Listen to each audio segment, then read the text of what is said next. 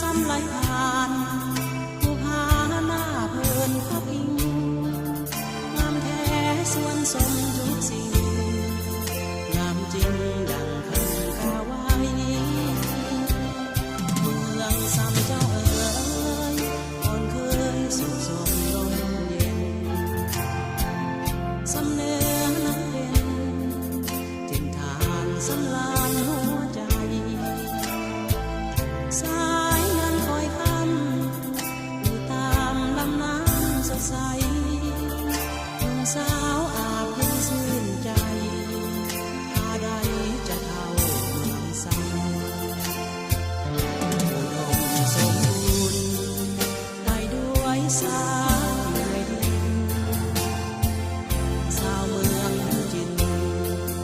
กันด้วยสิ้นอยู่ในน้ำค่ำคืนแววแคนแอวแฟนน้องสาวเมืองซ้ำทบทวนแล้วยิ่งสุขล้ำโอ้ธรรมศาสตร์เมืองซ้ำเจ้าเอ๋ยเอิงเจ้า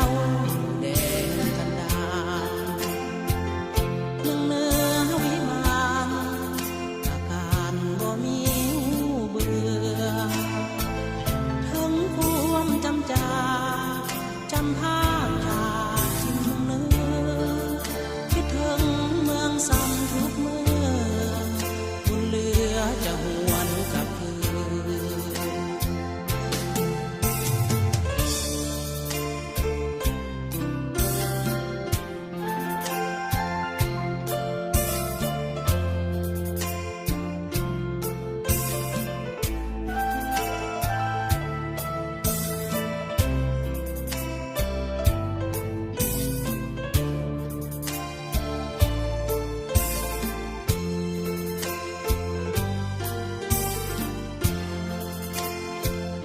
อุดมสมบูรณ์